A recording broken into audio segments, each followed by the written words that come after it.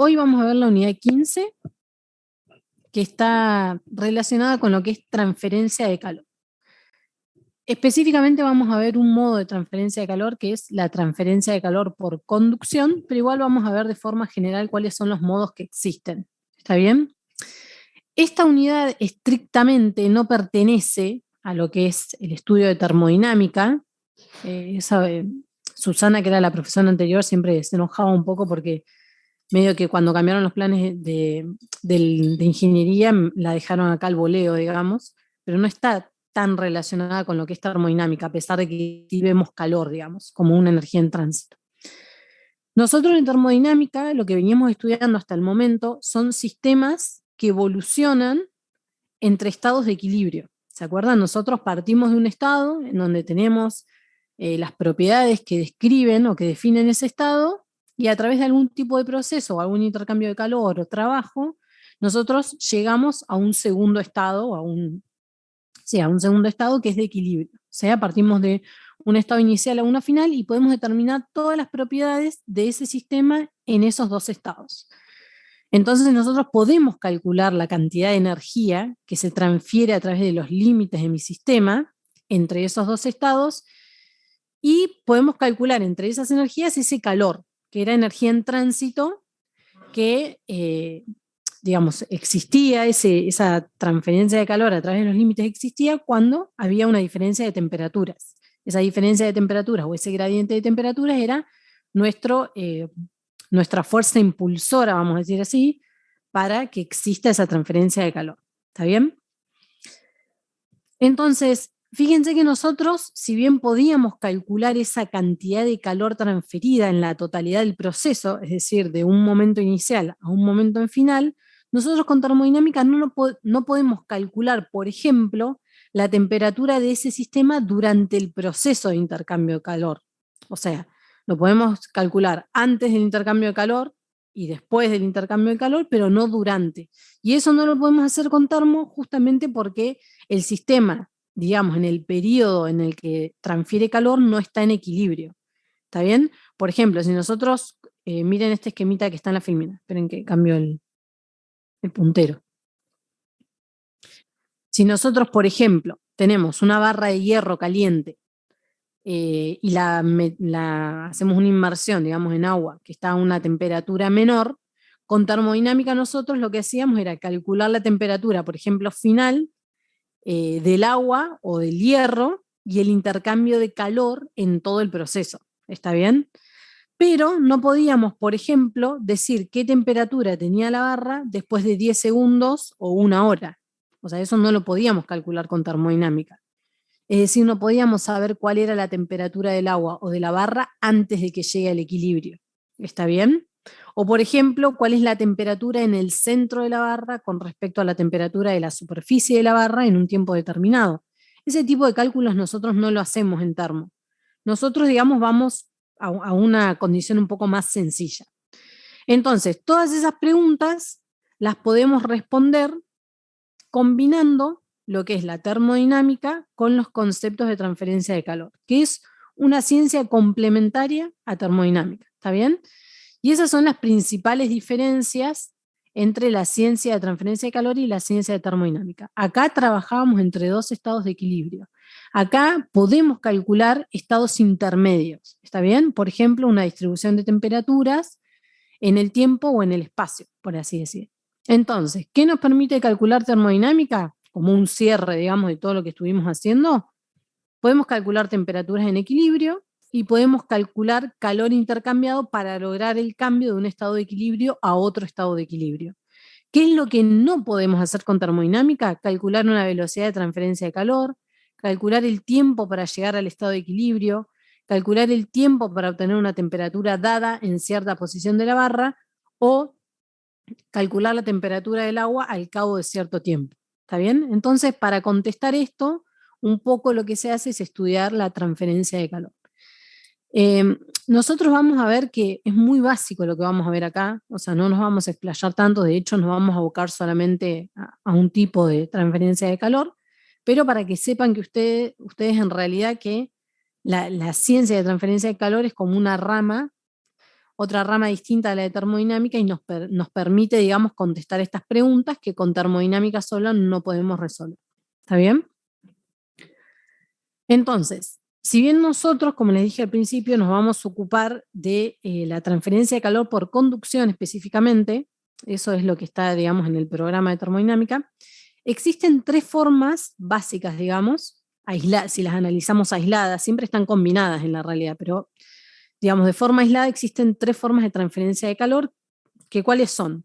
¿Se acuerdan que las vieron con Andrés en las primeras unidades? A ver si alguno me las Sí, puede mencionar. conducción, convección y radiación. Exactamente, conducción, convección y radiación. Entonces, ¿qué es la conducción? Vamos a ver. La conducción es la transferencia de calor a través de un material, como por ejemplo un sólido o un fluido, que está en reposo o en régimen laminar. ¿Está bien?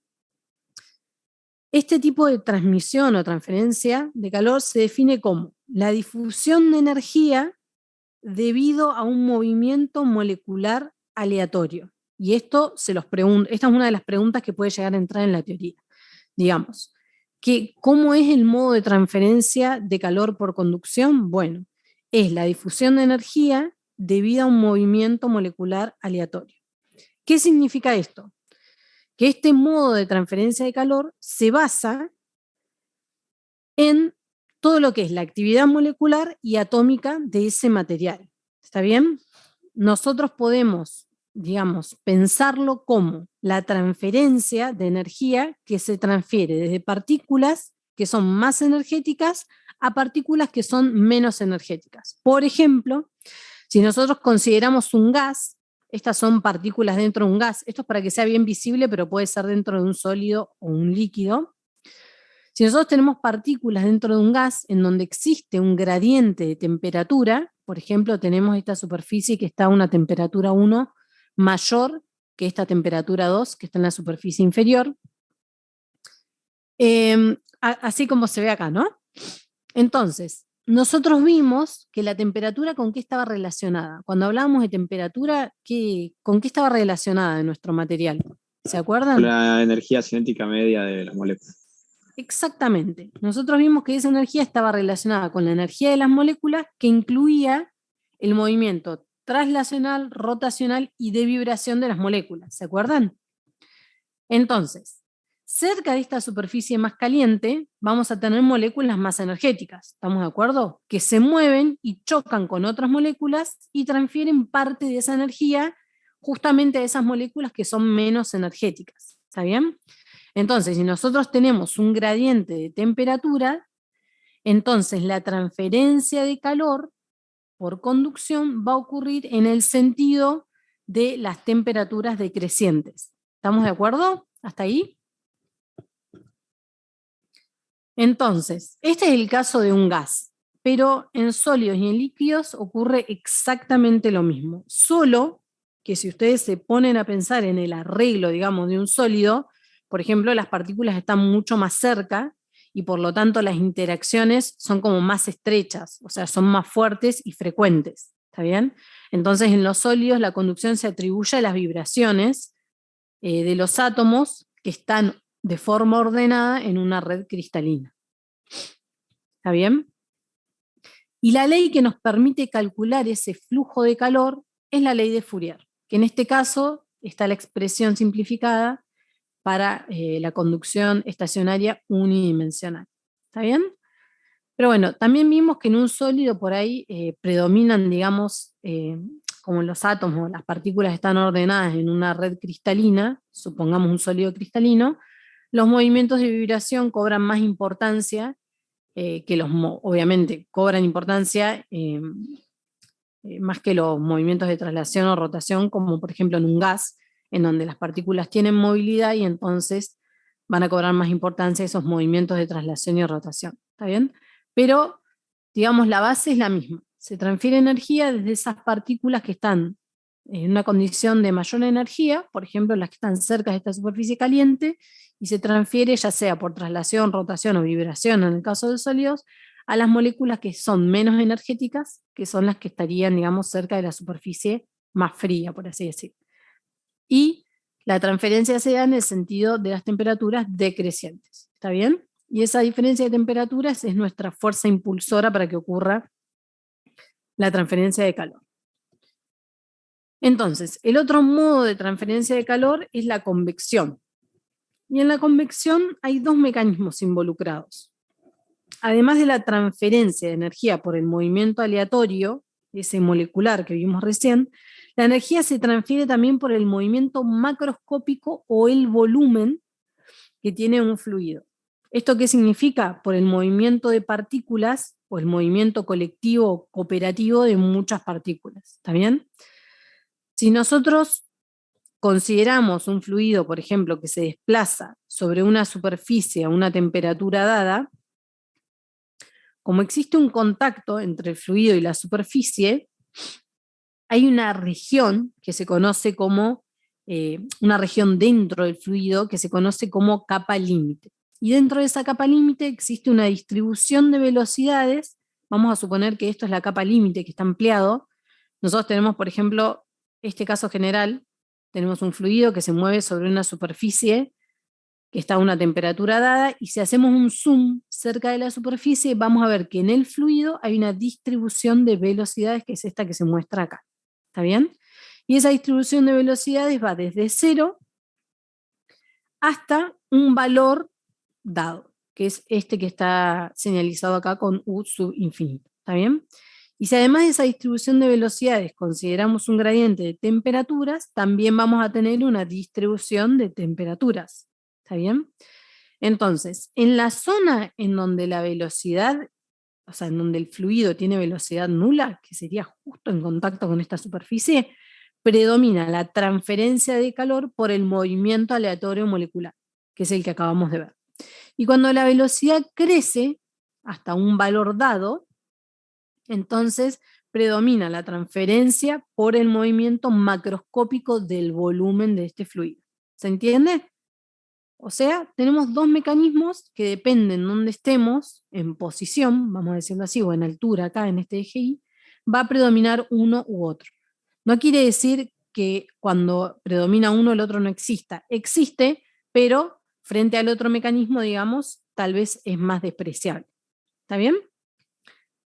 Cuando el fluido se mueve o es impulsado por una bomba o ventilador, o sea, cuando es impulsado artificialmente, vamos a decir así, este mecanismo o este modo de transferencia se llama por convección forzada. En cambio, si el fluido se mueve por diferencia de densidades debido a variaciones en la temperatura, entonces lo llamamos convección natural. ¿Está bien? Sin importar el tipo de convección, es decir, ya sea convección natural o convección forzada, la ley que nos describe o la ecuación que nos permite analizar el flujo de calor es la ley de enfriamiento de Newton, que es esta que está acá abajo, en donde H es un coeficiente que se llama coeficiente de convección, y Ts y T infinita son las temperaturas, digamos, en los extremos de que estemos analizando nuestro sistema. ¿Está bien? Y el último modo de transferencia es el modo de transferencia por radiación. Como ustedes ya saben, no sé si lo vieron en Física 4, creo que ustedes ahora están cursando Física 4, la radiación, digamos, térmica o radiación, es energía que emiten los cuerpos que están a una temperatura distinta del 0 Kelvin. ¿Está bien? Y esa radiación se debe a cambios en lo que es la configuración electrónica de los átomos o moléculas que constituyen ese material. ¿Está bien? La radiación, como ustedes bien saben, es transportada por ondas electromagnéticas y fotones. Entonces, este modo de transferencia de calor es el único que no necesita un medio material para que ocurra, a diferencia de la conducción y convección, que sí necesitan un medio material. ¿Está bien? La transferencia por radiación ocurre, o sea, más eficientemente incluso en vacío. No necesita un medio material. Y la ecuación que nos permite analizar el flujo de calor es la ley de Stefan-Boltzmann, que es esta que está acá, en donde esta E que está acá, o este epsilon, es la emisividad. ¿Saben lo que es la emisividad? Emisividad, dijo. Sí, emisividad. ¿No lo vieron en Física 4 esto? Es como la eficiencia, ¿o no? Que tiene para... Exactamente. Nos dice qué tan eficientemente una superficie emite energía de forma relativa a lo que es un cuerpo negro. ¿Está bien? Y el sigma este es la constante de Stefan Boltzmann. Fíjense, acá hay como dos gráficos. Esto es mucho más complejo que lo que yo le estoy diciendo, porque depende de un montón de cosas la transferencia de calor por radiación. Por ejemplo, también de las geometrías y cómo estén relativas una geometría con respecto a la otra.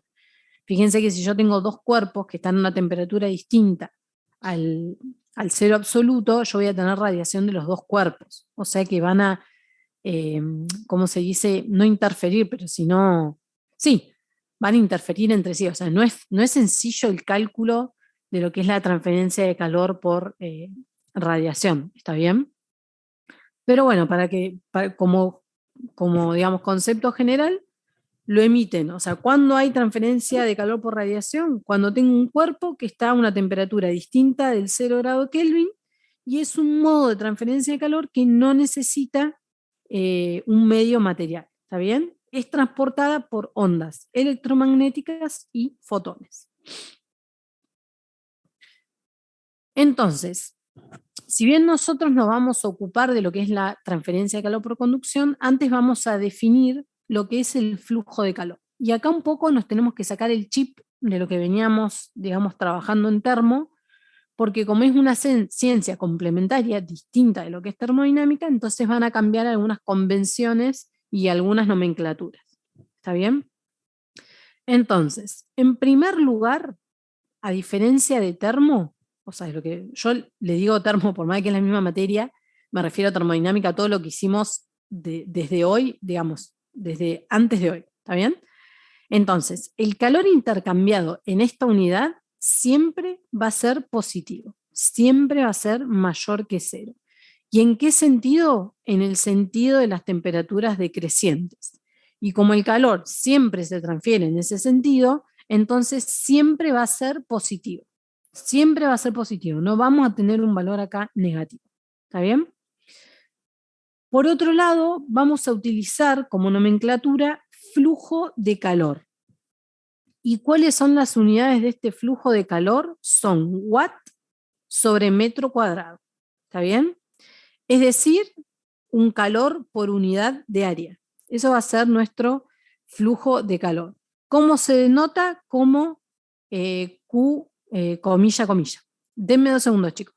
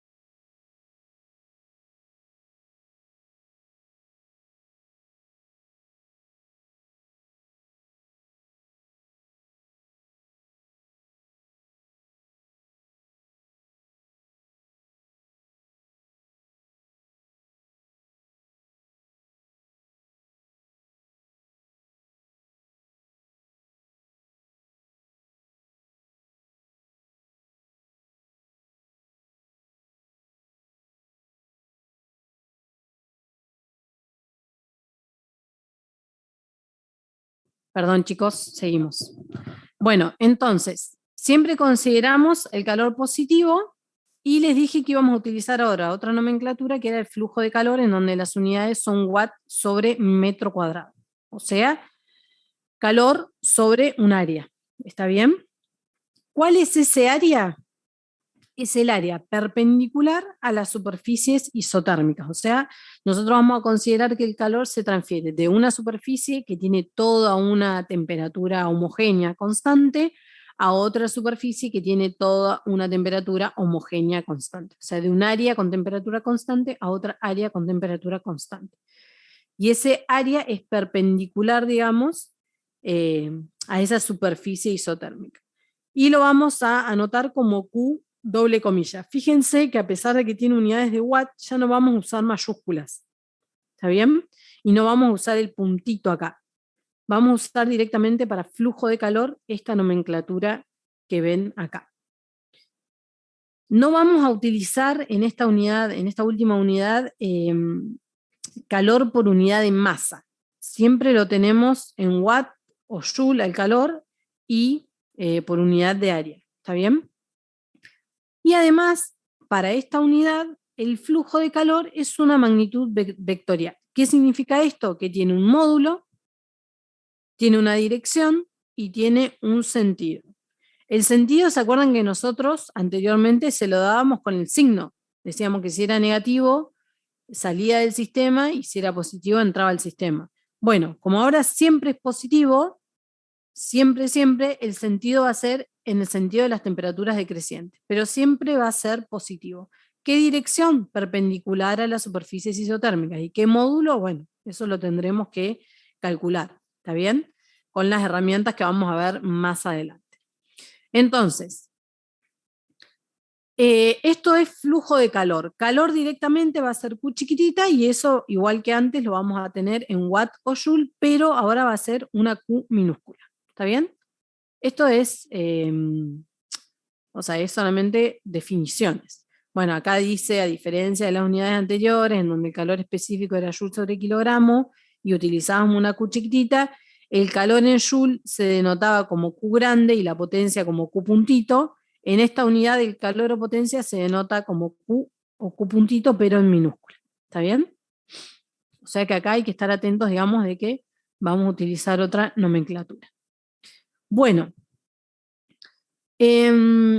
vamos a ver ahora cómo es el campo de temperaturas en esta unidad de transferencia de calor. Y para eso vamos a considerar en el análisis, no se asusten chicos con todas estas, es solamente teoría y nada más para introducir el tema, pero no se asusten. Entonces vamos a suponer un volumen diferencial, como este que está acá, o sea un cubito, en donde todas las caras tienen una diferencia de temperatura. Es decir, en el sentido X voy a tener que esta cara está a una temperatura y esta cara está a otra temperatura. ¿Está bien?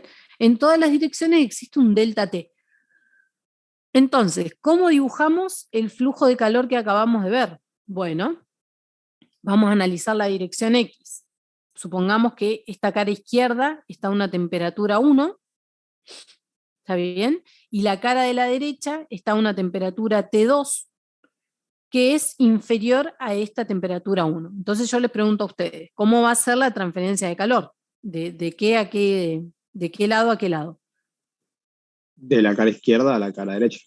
Exactamente, tiene que ser sí o sí de la izquierda a la derecha y como dijimos recién, la dirección ¿cómo es? Perpendicular al área isotérmica, ¿está bien? Porque consideramos que cada cara tiene una temperatura uniforme. Entonces, esta flecha que ven acá indica el flujo de calor que entra y esta flecha que ven acá indica el flujo de calor que sale de este volumen. Y lo mismo ocurre en las direcciones Y y en la dirección Z. Perdón, la dirección Z está escrito acá en el eje y la dirección Y para allá y acá entrante. ¿Está bien? ¿Esto para qué? Bueno, para ver que mi sistema, que es este volumen que tenemos acá infinitesimal, tiene un campo de temperaturas que tiene una distribución espacial. ¿Esto qué significa? Que dependiendo de donde yo me pare, en ese cubito, en ese volumen, va a cambiar la temperatura. ¿Está bien? O sea, tiene una distribución espacial. Pero ahora si además mi cubito, por ejemplo, tiene, no sé, una temperatura dada de esas caras y yo lo dejo en un entorno que está a una menor temperatura, en la atmósfera, entonces todas esas caras que están en contacto con una atmósfera que está a menor temperatura van a variar su temperatura en el tiempo. ¿Está bien? Entonces, además de una distribución espacial de la temperatura, voy a tener una distribución temporal. Esto sería como el caso más complejo que podemos ver. ¿Está bien? O sea, es lo más general. Es decir, que tenemos un campo de temperaturas espacio-temporal, digamos. ¿Está bien? Una distribución espacio-temporal, como les puse acá, en donde la temperatura depende no solo de la posición X y Z, sino del tiempo. ¿Está bien? Esto es una forma general de escribir. Ahora, ¿qué pasa si consideramos, por ejemplo, que la temperatura de cada cara no cambia en el tiempo? ¿Qué significa esto? Si no cambia en el tiempo, ¿cómo es mi régimen? Les pregunto yo a Estacionario. ustedes. Estacionario. ¿Está bien? Entonces, en ese caso, la distribución de temperatura ya no dependería del tiempo. Es decir, tendríamos este caso de acá, en donde la temperatura no depende del tiempo y entonces la podemos escribir como una función de X, Y y Z. ¿Está bien? Esto totalmente genérico. Ahora, si además ponemos otra condición, y es que, por ejemplo, la transferencia de calor ocurre únicamente en la dirección X, entonces ahora la temperatura tampoco me va a depender de Y, de la posición Y y de la posición Z, sino que solamente depende de la posición en el eje X. Esto significa que el campo de temperaturas es ahora también unidimensional, que es esto que está escrito acá. O sea, no me depende de la posición Y, no me depende de la posición Z, tampoco me depende del tiempo, entonces solo va a depender de la posición en X. ¿Está bien? Esto no significa, cuando vemos, nosotros vamos a analizar este tipo de casos más sencillos, pero eso no significa que en las otras direcciones no exista flujo de calor. Pero nosotros lo que hacemos es despreciarlas frente al flujo de calor en la dirección X. Y entonces llegamos a esta expresión. ¿Se entiende hasta acá? Esto es todo general. Entonces, nosotros dijimos que íbamos a ver la transferencia de calor por conducción unidimensional y habíamos visto que la ley que nos permitía hacer los cálculos era la ley de Fourier.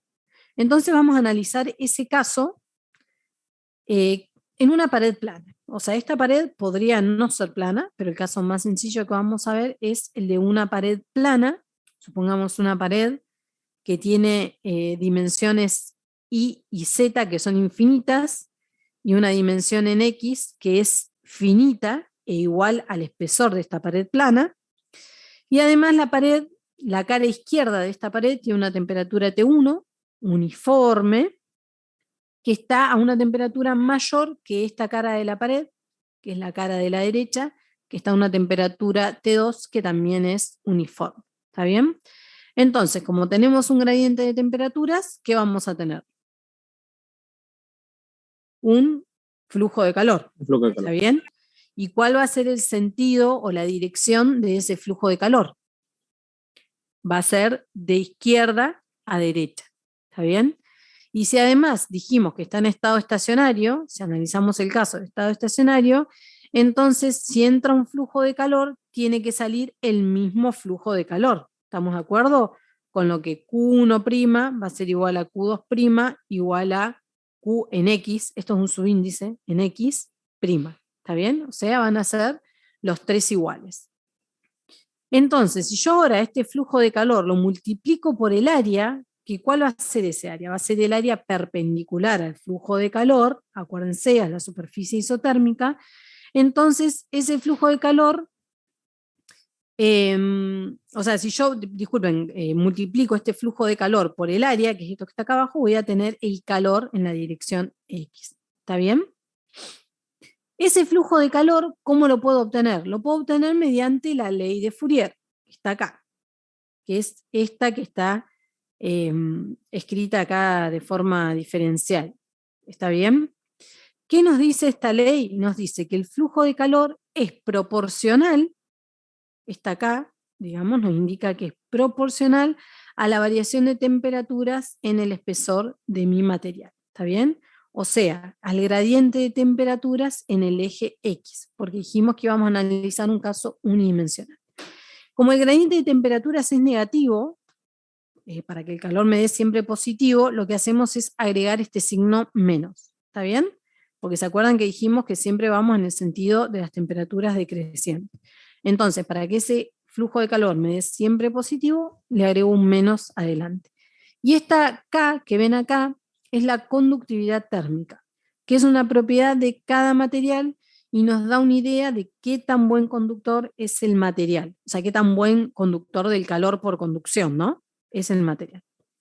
Entonces, esta ley de Fourier nos dice que ese flujo de calor, ¿de qué depende? Del material, porque esta acá depende del material, y va a ser mayor cuanto mayor sea el gradiente de temperaturas y menor sea el espesor de la pared que estoy analizando. ¿Está bien? Si analizamos ahora el calor, vamos a tener que, acuérdense que el calor lo obteníamos si multiplicábamos a esto por el área, esto que está acá. Entonces, ahora analizamos el calor, vamos a tener que el calor va a ser mayor mientras mayor sea el área. ¿Está bien? Entonces, este es el caso de la ley de Fourier para una transferencia de calor por conducción estacionaria y unidimensional. Y esa es la ecuación que nosotros vamos a usar. ¿Se entiende hasta acá? Esto es bastante sencillo. Ahora se van a asustar con las ecuaciones, pero no se preocupen, porque no es algo que vamos a tomarles.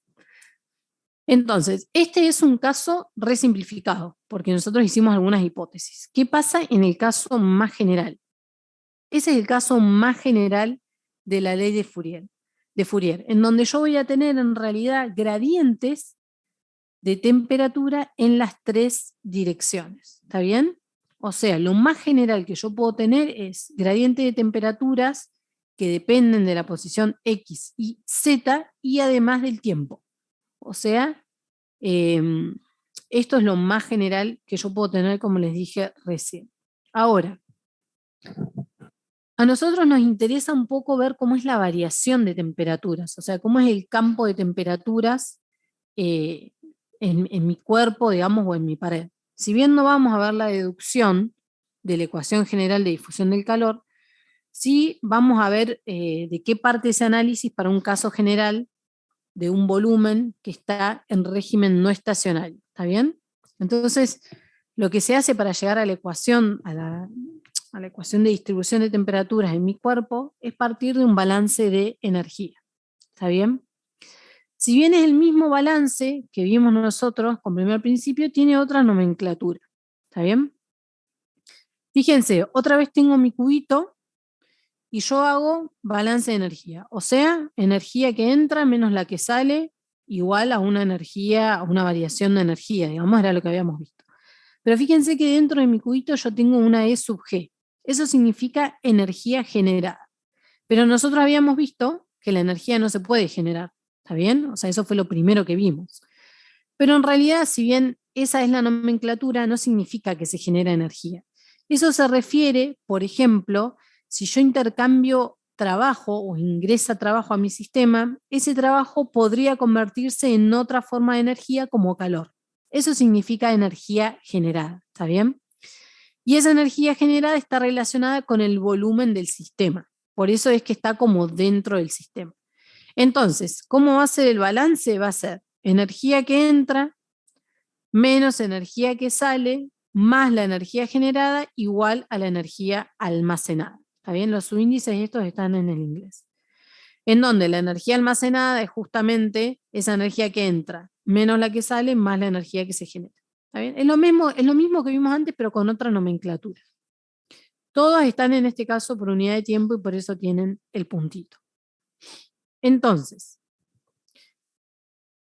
esta es la forma de escribir ese balance teniendo en cuenta la energía generada o el flujo de calor, el calor generado, toda la distribución de la temperatura en todos los ejes, X y Z, y además teniendo en cuenta la distribución de temperaturas en el tiempo. O sea, esta es la ecuación de la difusión del calor, digamos, teniendo en cuenta el caso más complejo que puede haber. Ahora vamos a ver cómo reducimos esta ecuación para obtener una ecuación que nos diga cómo es el perfil de temperaturas en nuestro sistema. ¿Está bien?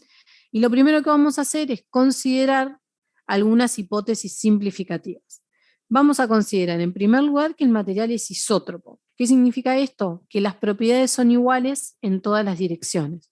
Es decir, que acá, fíjense que teníamos la conductividad del material en la dirección Z, teníamos una conductividad dada en el sentido Y y una conductividad dada en la dirección X. Bueno, ahora vamos a considerar que esa conductividad es la misma para las tres direcciones. Es decir, que yo la puedo sacar ahora como factor común. ¿Está bien? Además, vamos a suponer que no hay generación de entropía, o sea, el término este va a ser nulo. Vamos a considerar estado estacionario. Entonces, la distribución de temperatura solo va a depender de la posición en X, Y y Z. Pero, además, vamos a considerar conducción unidimensional. Entonces, solamente nos va a interesar este término. La derivada segunda de la temperatura en la dirección X va a ser igual a 0. ¿Por qué? Porque, disculpen, nos había quedado de esto, habíamos dicho que era estacionario, esto se nos va. Esta dijimos que era unidimensional, así que este se nos va, este se nos va, este se nos va porque dijimos que no hay generación de entropía, nos queda este término igualado a 0. ¿Está bien? Como la conductividad la sacamos afuera, o sea, también la podemos pasar dividiendo y nos da 0, o sea que nos queda en definitiva una derivada ahora que ya no es parcial, sino que como solo nos depende de una variable, es una derivada exacta, que nos dice que la derivada segunda de la temperatura respecto de la posición es igual a 0. Esto significa que la derivada primera es igual a una constante. ¿Estamos de acuerdo? Esto es matemática pura, chicos. No hay mucha ciencia. Eso nos indica, fíjense, esta ecuación así tan sencilla, nos indica que la temperatura varía en forma lineal con la posición. ¿Está bien?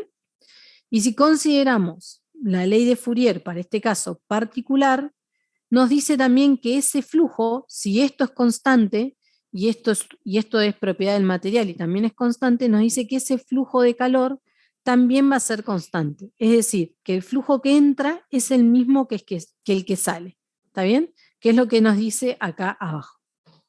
Si la transferencia de calor es unidimensional en estado estacionario y sin generación de energía, el perfil de temperaturas es lineal y el flujo de calor es constante en la dirección de transferencia. O sea, gráficamente vamos a tener algo así. ¿Está bien?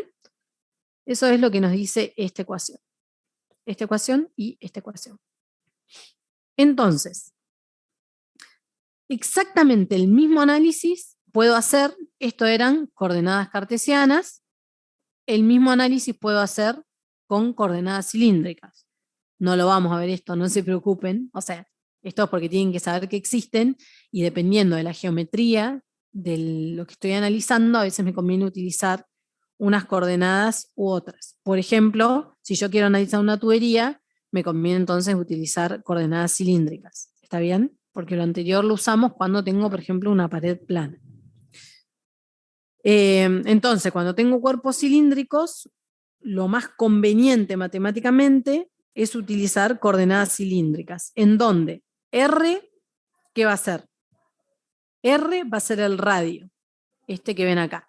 Z va a ser la altura. Y phi va a ser el ángulo en la circunferencia. ¿Está bien? Entonces, la temperatura va a depender de esos tres parámetros y del tiempo, que es la ecuación de difusión. O sea, esto sería, ¿no? La distribución de temperaturas me depende del radio, del phi, del z y del tiempo. ¿Está bien? Esto, chicos, no se asusten. O sea, es para que sepan, digamos, que es lo mismo, digamos, pero con otro tipo de coordenadas.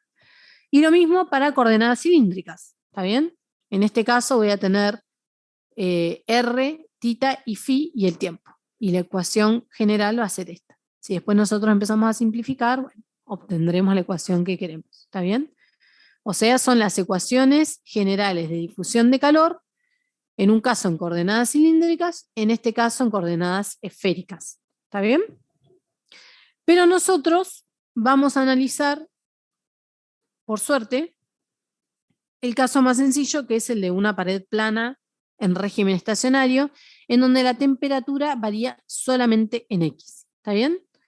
Si nosotros tenemos en cuenta esa ecuación chorizo que acabamos de ver, si yo integro en forma indefinida y tengo en cuenta algunos límites de integración, por ejemplo, que cuando X vale 0, la temperatura es T1, y cuando X vale L, la temperatura es igual a T2, obtengo esta expresión que tenemos acá. ¿Está bien? Esta expresión me permite determinar la temperatura en cualquier posición del espesor de mi pared plana. ¿Está bien? Es decir, que me da la distribución de temperaturas a lo largo del espesor de la configuración esta que es de pared plana. ¿Está bien? O sea, me permite graficar esto. Fíjense que con esto yo ya puedo obtener la temperatura en cualquier punto de la posición del eje X, algo que no podíamos hacer con los análisis que hacíamos en termodinámica. ¿Está bien? Y como dijimos recién, la temperatura varía linealmente a través de una pared estacionaria con la conductividad constante y un espesor L dado. Este tipo de ejercicios van a encontrarse en el práctico, que es re cortito, creo que tiene 5 ejercicios nomás, o sea, es muy cortito realmente. Entonces, ahora nosotros sabemos cómo varía la temperatura en el espesor de mi pared, vamos a ver ahora cómo calcular el calor. ¿Está bien? ¿Cuál es la cantidad de calor que se transmite? Y para eso vamos a utilizar la ley de Fourier, en donde nosotros necesitamos justamente conocer, fíjense que la ley de Fourier nos permite calcular el flujo de calor si nosotros conocemos la distribución de temperaturas, digamos, en esa dimensión. Y es lo que acabamos de obtener recién, esto que obtuvimos allá abajo. ¿Está bien? Entonces, si yo las combino, voy a obtener esta expresión que está acá. ¿Está bien? Entonces, bueno, acá pueden ver de forma muy clarita que si esto era constante, entonces el flujo de calor también va a ser constante. Entonces, esta sería la ecuación de Fourier si yo reemplazo esto acá adentro, digamos, y ahora en vez de calcular el flujo de calor, quiero el calor, o sea, tengo que multiplicar esto por el área, que es esto que está acá.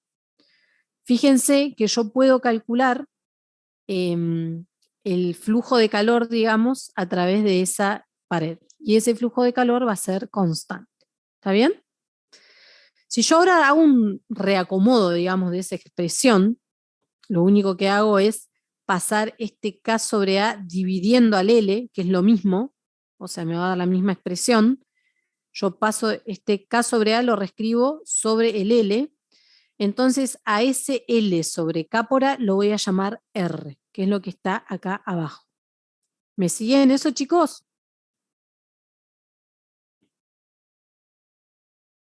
Sí, ¿Me profe, siguen? atiende. No Sí, los sí. escucho. O sea, saco esto de acá y lo escribo acá abajo. Hago K por A. Es exactamente lo mismo, es análogo a lo que tenía antes. Y a esto que está acá lo voy a llamar R, que es esto que tengo acá. ¿Está bien? Es algo de conveniencia. O sea, es una forma de reescribir la ecuación. Y a esa R es lo que se conoce como resistencia térmica.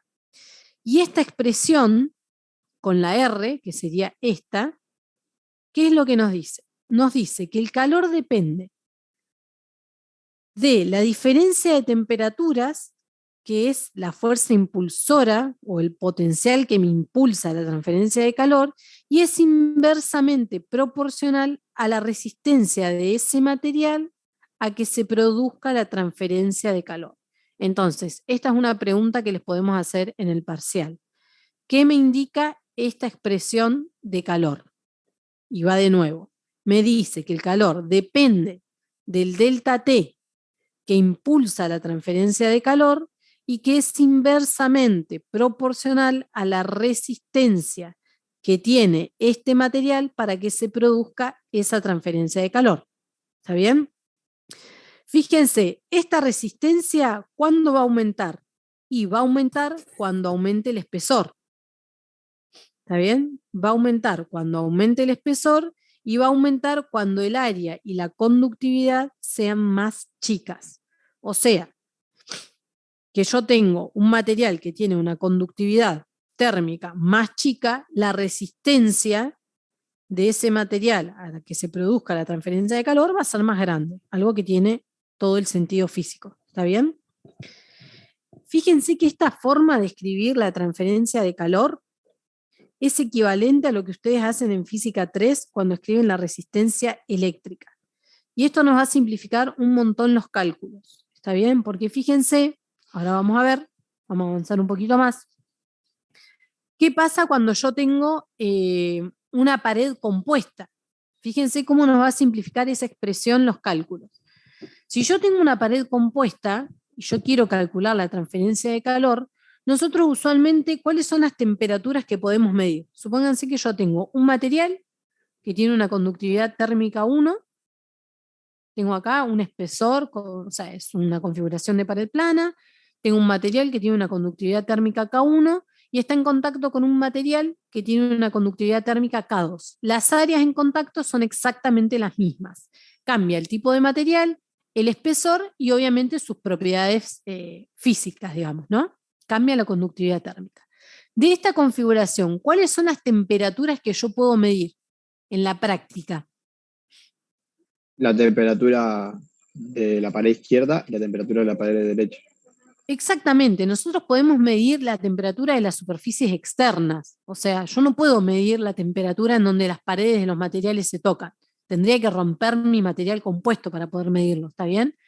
En cambio, en la superficie yo puedo utilizar cualquier método de medición, por ejemplo, esas pistolitas infrarrojas, no sé si las conocen, en donde apuntan con un haz infrarrojo y directamente me leen la pistolita digital la temperatura que tiene la superficie.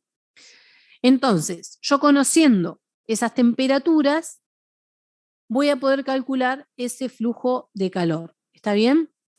Entonces, si nosotros consideramos régimen estacionario, entonces el flujo que atraviesa cada pared tiene que ser igual. ¿Qué significa esto?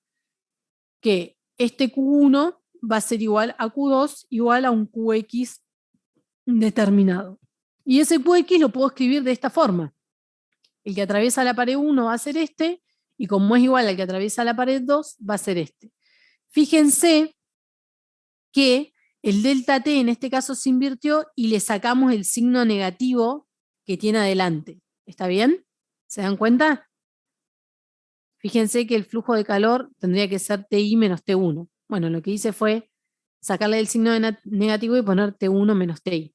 Y en el caso del flujo de calor de la segunda pared, como son iguales, puedo escribir la igualdad. ¿Está bien? Los dos van a ser igual a un flujo de calor QX. ¿Me siguen hasta acá? Sí, sí. Bien. Entonces, fíjense que las resistencias de los dos materiales son distintas. ¿Por qué? ¿Cómo definí yo la resistencia? ¿Se acuerdan? La definí así, el espesor sobre la conductividad sobre el área. Y en este caso me cambia el espesor, la conductividad, y si bien el área es la misma, como cambia el espesor y la conductividad de cada una de estas paredes, va a hacer que esa resistencia de 1 y de 2 sea distinta. ¿Está bien? O sea, son resistencias distintas porque las conductividades y los espesores son distintos. Si yo ahora despejo el delta T de cada una de estas expresiones, puedo reescribirlo de esta forma que está acá al lado para cada una de las paredes. ¿Estamos de acuerdo? Lo único que hice fue pasar el R multiplicando para cada una de esas paredes. ¿Está bien?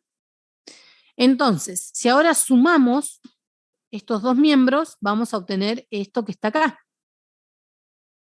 Si yo saco factor el común, el flujo de calor que dijimos que es el mismo, voy a obtener esto que está acá. Y a esta suma de las resistencias la voy a llamar R. ¿Está bien?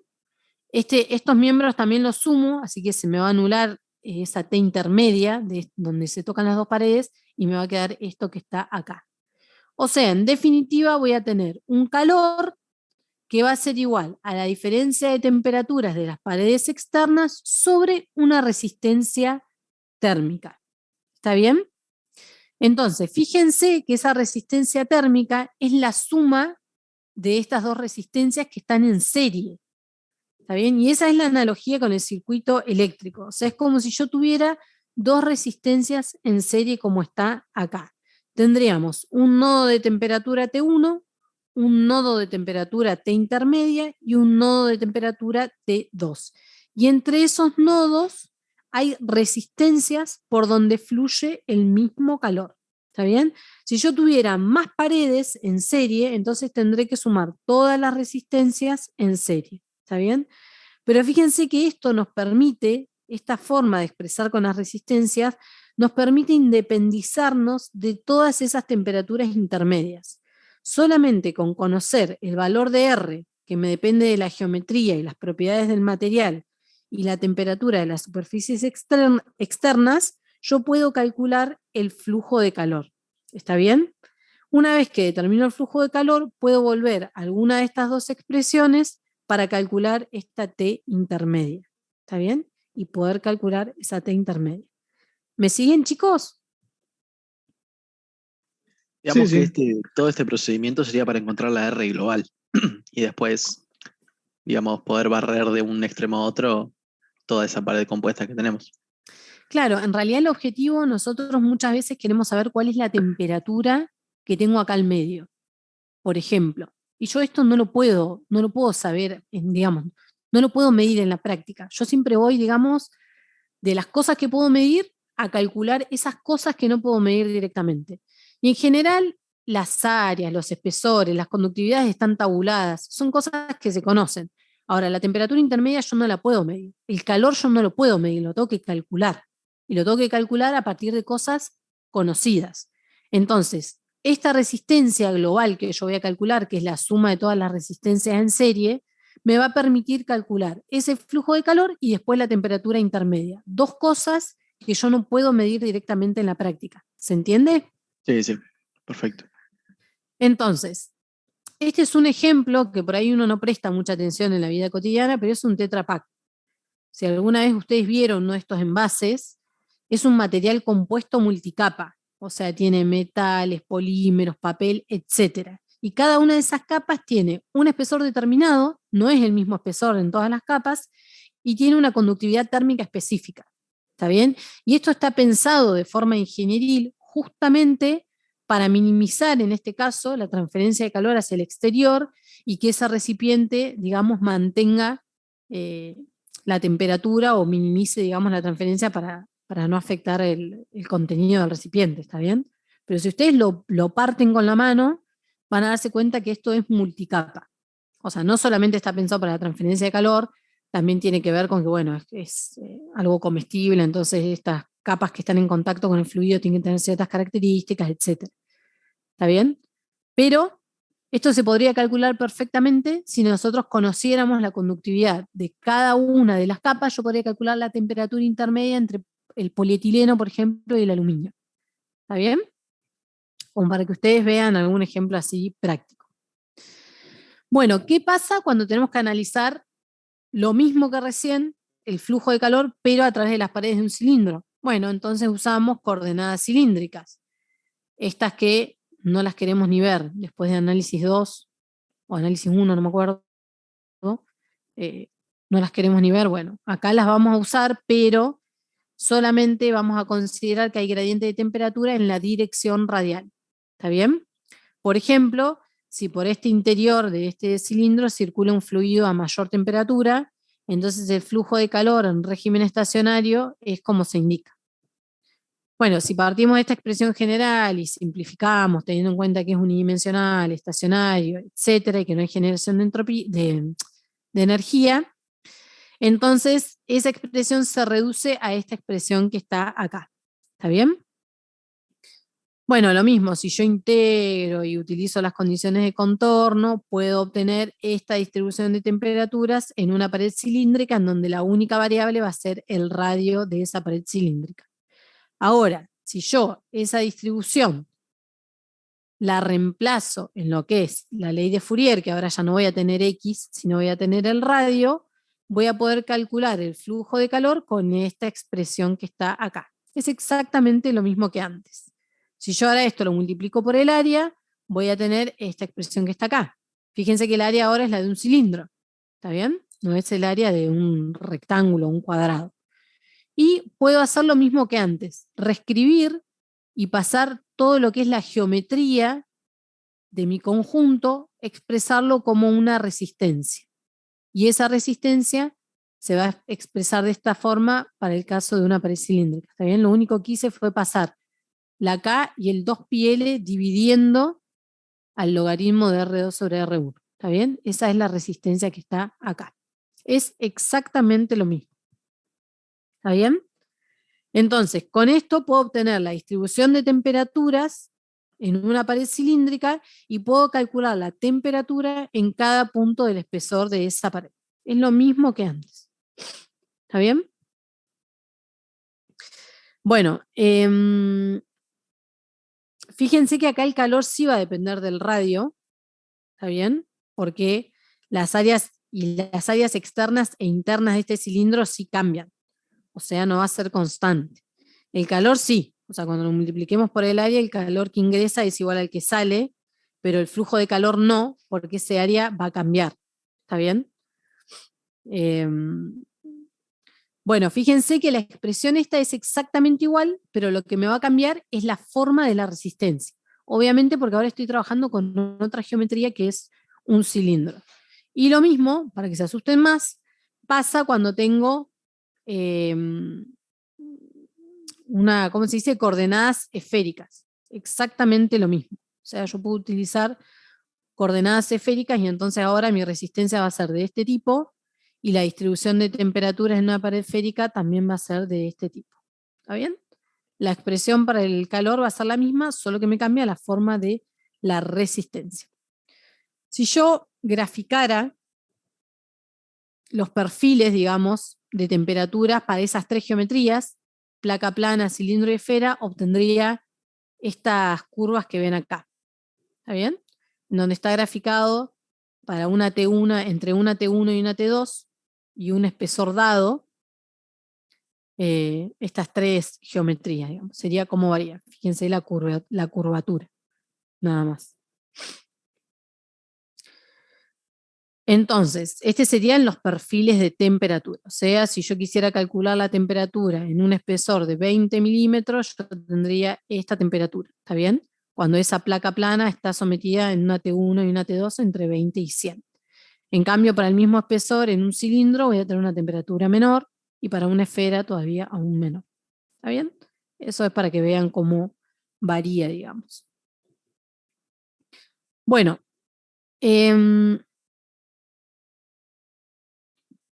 acá está simplemente para que vean la variedad que podemos tener de circuitos térmicos y cómo nos quedan los perfiles de temperaturas lineales en este caso, en una pared plana, y no lineales, en este caso de una pared, digamos, en un cilindro, ¿está bien? Nosotros en los dos casos vamos a hacer el circuito térmico, como vimos con esa resistencia, y la única diferencia es que nos cambia la forma de la resistencia justamente cuando utilizamos una pared plana de una pared cilíndrica. ¿Está bien? Es bastante matemático esto. Bueno, y lo último, comentarles un poco sobre la conductividad de los materiales. Fíjense, acá tengo un gráfico que tiene conductividad térmica y tengo distintos materiales. En general, fíjense que la conductividad térmica es muy baja para los gases y aumenta con los líquidos y se va a valores mayores para cuando tengo metales puros. Fíjense que para los metales puros tengo las conductividades más altas y cuando tengo aleaciones, la conductividad disminuye un poco. Bueno, esta en realidad es una propiedad que está relacionada con lo que es la estructura cristalina de los materiales. ¿Está bien? Depende del estado de agregación y el orden cristalino. Entonces, uno espera valores mayores cuando tengo un material que está más ordenado y menores cuando tengo un material que está más desordenado, por así decir. ¿Está bien? La energía térmica se transfiere mediante dos mecanismos, digamos, mediante dos mecanismos principales. En primer lugar, la transferencia de electrones libres y las vibraciones de la red cristalina. ¿Está bien? Entonces, los electrones de valencia, que son los que están más móviles, por así decir, aumentan su energía, se trasladan hacia zonas de menor temperatura en el material y transfieren su energía a otros átomos. ¿Está bien? Y la cantidad de energía entonces va a depender de ese número de electrones y su movilidad en la red y por lo tanto están estrechamente relacionados con los defectos, por ejemplo, del material y el tipo de material, si es un gas o si es un metal. O sea, uno ya sabiendo eso de lo que es la conducción, ya puede esperar que para un gas la conductividad sea menor que para un material sólido cristalino. ¿Está bien? Y además la energía se transfiere por las vibraciones que se inducen térmicamente. Pero lo importante acá es que tanto los defectos como el orden que tiene mi material van a influir en lo que es la conductividad térmica de los materiales. ¿Está bien? Esto es algo genérico, pero si yo tengo un material muy puro, libre de defectos, voy a tener una conductividad térmica mayor porque esa transferencia va a ser como más ordenada. Si yo tengo ya aleaciones en donde tengo átomos de distinta naturaleza, entonces tal vez la conductividad va a ser un poco menor y menos eficiente, digamos. ¿Está bien? Fíjense que los conductores en general se hacen de materiales lo más puros posible. Vieron que las ollas antes eran como de cobre puro, esas ollas así como naranjas, que son carísimas hoy en día, porque bueno, el cobre es un excelente conductor del calor. ¿Está bien? Los conductores también son de aluminio, que también es muy buen conductor de calor, etc. Bueno, y por último, para que vean que todo esto se utiliza, digamos, en la vida práctica, esto es un ejemplo de conductores y aislantes, las dos cosas están relacionadas con la conductividad térmica, digamos, no solamente los conductores del calor, sino también cuando yo quiero aislar térmicamente. ¿Vieron cuando yo tengo los doble vidrios que se les ponen a las casas? Bueno, el doble vidrio está compuesto justamente por un vidrio, un espacio entre los dos vidrios, y en ese espacio en general se llena con un gas. ¿Está bien? Y ese gas, como es un conductor deficiente del calor, cuando yo pongo el doble vidrio, esto me aísla, digamos, como que lo hace más adiabático, por así decir, entonces mantiene el calor que está dentro del recinto. ¿Está bien? O sea, todo esto está pensado ingenierilmente. Y es por estas cuestiones que les acabo de mencionar de los gases, etc. Y otra tecnología también que, digamos, se basa un poco también en la conductividad térmica son las paredes de Durlock, ¿vieron? Que ahora está muy, antes nosotros, o sea, antes las construcciones eran como de cemento, ladrillo y ya.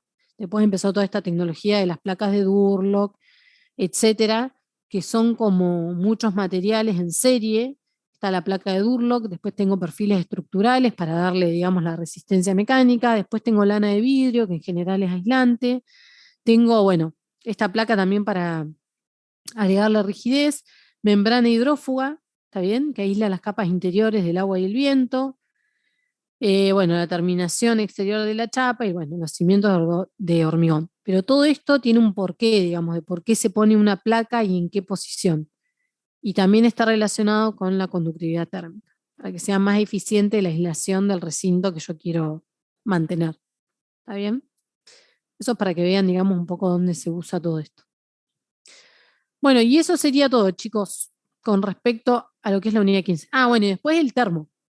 El termo también tiene vacío, digamos, entre esas dos capas, estos doble capa, y eso es justamente para aislar la transferencia de calor hacia el exterior. ¿Está bien? Si bien hay transferencia de calor por radiación, en el vacío no puedo tener transferencia de calor por conducción. Entonces eso hace que el termo sea un buen aislante, o que pierda calor, digamos, más lentamente, por así decirlo. Bueno, ¿alguna pregunta, chicos? Esto sería lo último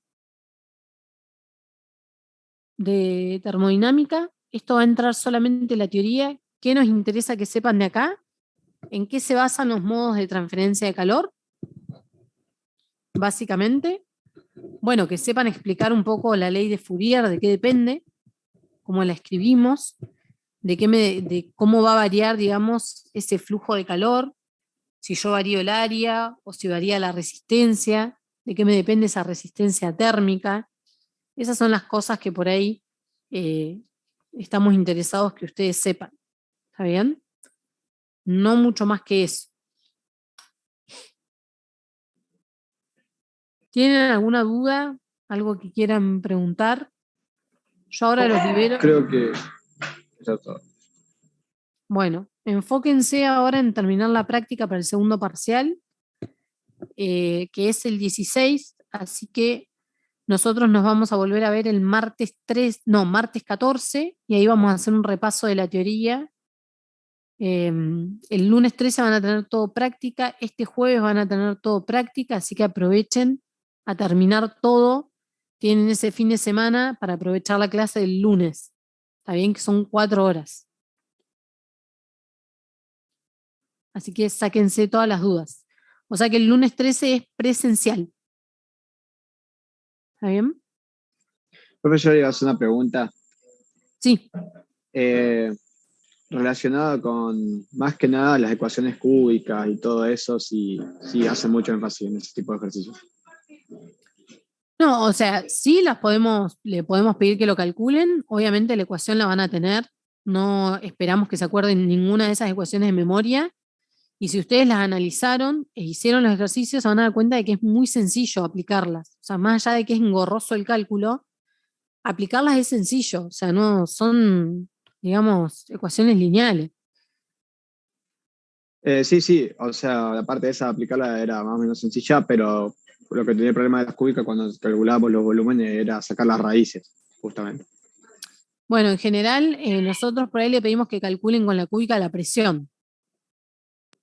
Bien. Entonces en ese caso no Entonces, había de tanto esa problema. forma lo tienen que hacer, porque no todos tienen la calculadora para resolver ecuaciones cúbicas. Entonces, por ahí lo que hacemos es dar algún ejercicio para que calculen la presión a partir de esas ecuaciones. ¿Está bien? Sí, claro, justamente ese era mi problema. O sea, yo las resolví también, pero es una calculadora en la computadora y Claro, sí. Eso no se preocupen porque vamos a... O sea, nosotros en los parciales pensamos problemas para que ustedes puedan resolver en el parcial. No para que tengan que usar la computadora o calculadoras así, que no todos tienen, digamos. bueno, profe, última consulta. Entonces el formulario que vamos a poder tener va a ser el mismo que está en PETCO, del Sí, segundo parcial. exactamente. Sí. Bien, listo. Bueno, ¿alguna duda más, chicos? No, por mi parte no. Bueno, el resto, si no, los libero y los dejo para que avancen eh, con la práctica. Bueno, No, profe, nos vemos, gracias. Bueno, profe, bueno, nos vemos, chicos. Que anden adiós, hasta el bien. Chau, martes. chau. Hasta el martes.